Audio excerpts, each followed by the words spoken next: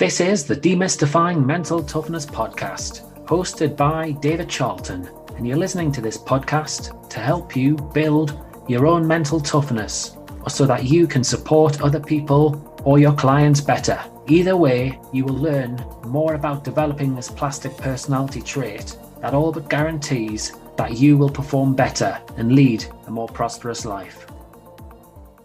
Hi there, welcome back to another episode where I'm joined by my colleague Colm O'Donoghue.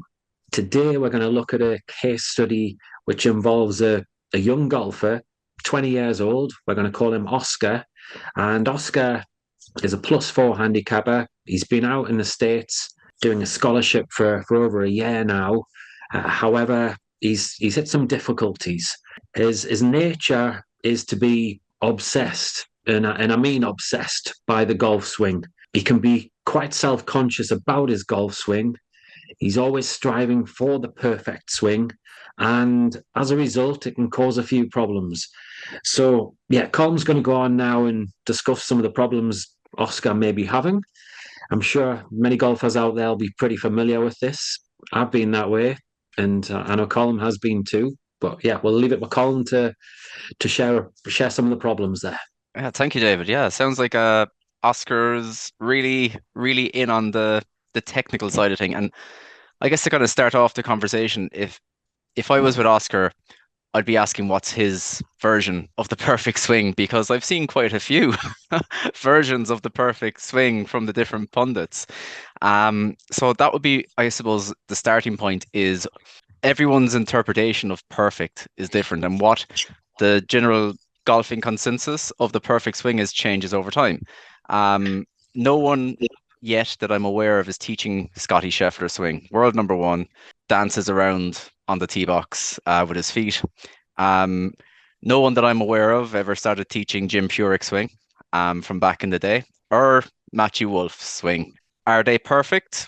That's a matter of opinion. They definitely work for those individuals. They've all reached exceptionally high levels within the game with high levels of consistency, and their performances speak for themselves. So I guess where this player seems stuck is they seem stuck thinking that golf might be an aesthetic sport, whereas it's more a performance sport. It's how does my golf swing, or how does my golf swing look, versus what can I do with the golf swing that I have?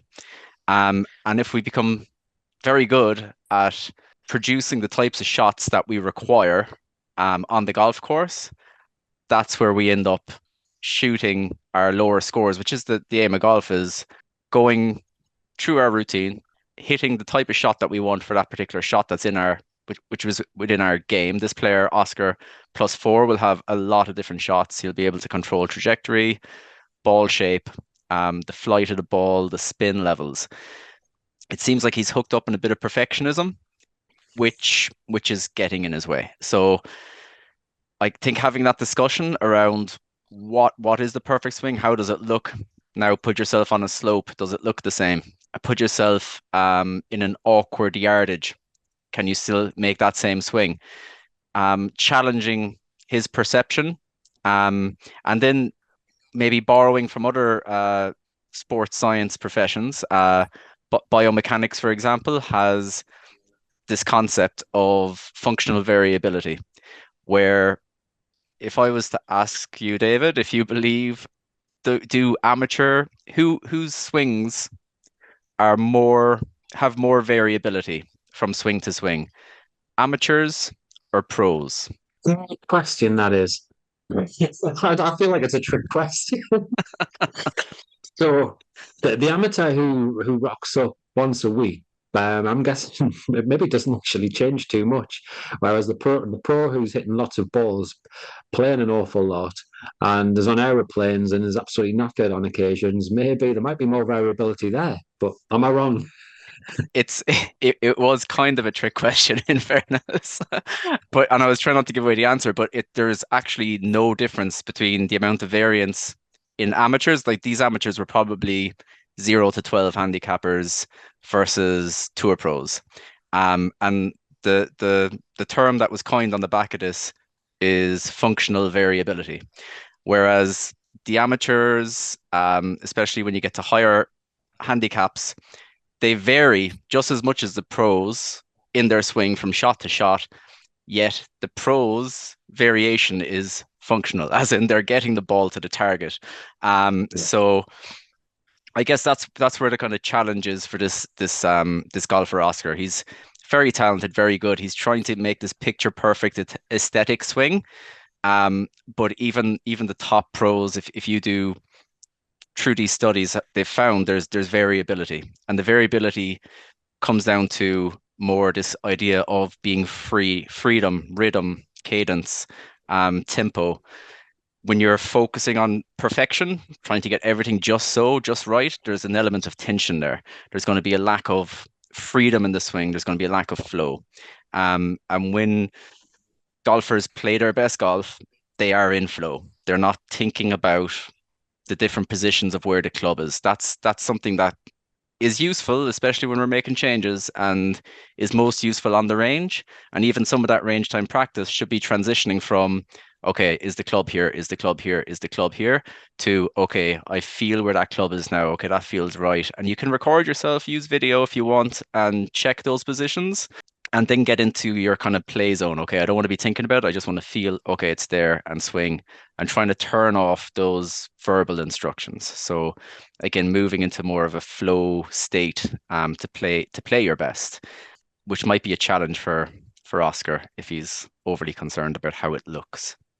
Yeah, in trying to summarize this, Hmm. I think one thing I pick up on is what are we actually trying to achieve when we play golf? Um, we want to try and get the hole, that little ball around the green stuff and into the hole and as least shots as possible, essentially. And obviously, perfectionist, the guy who's looking or the girl who's looking to get the perfect swings, forgetting that. So I think that would be number one: is remembering, yeah, you've got to try and get the ball in the hole.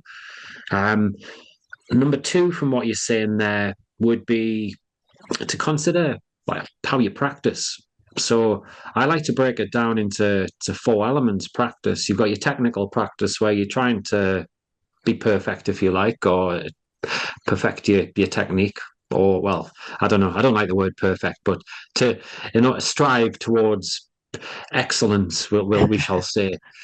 Secondly, you could call it performance practice, where you're you're putting pressure on yourself. You might be recording some stats, doing various different challenges, skill tests.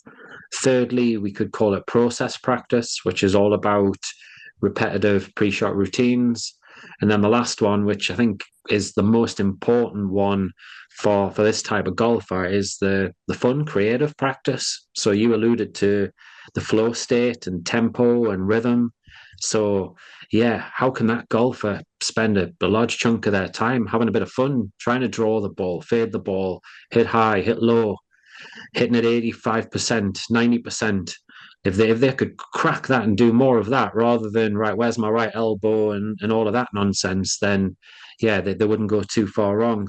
And the last one, which is we haven't really discussed here, and it's maybe another podcast, would be I often see in the like the perfectionist golfer, the one who's wanting to look fantastic. There can be links with their personality where there's a degree of like self-consciousness goes on there and comparing themselves to other people and making sure their hair's right and things like that. What they might be worried about what they're wearing and all that. And certainly at 20 years old, you are quite impressionable and you may be trying to impress impress my partners and all the rest of it, and impress your mates and what have you. So I think that's got to be factored in, and obviously it's part of what we do is to try and help their awareness in that respect, and then again shift that mindset back to, well, if your hair looks good or you've got a dodgy shirt on, is that really going to matter as far as you getting the ball in the hole? So yeah, that would be my little synopsis there of what we've been discussing, and a little bit of food for thought there for golfers and golf coaches, golf and parents. So yeah, again, if anybody would like to have a discussion with myself or Colm, please do get in touch. Email address is info@sport-excellence.co.uk. And yeah, have an enjoyable day, and we'll be back next week with another case study. Take care. If you enjoyed this episode of the Demystifying Mental Toughness podcast with David Charlton, do check out my website, sport-excellence.co.uk, and my online sport psychology resources. The Sport-Excellence website has essential resources for anyone looking to build their own mental toughness or the mental toughness of their athletes or teams, or if you want to achieve peak performance more often or optimal functioning. The Sport Excellence website has everything you need to keep moving forward and thrive. So go on, head over to sport-excellence.co.uk to find out more.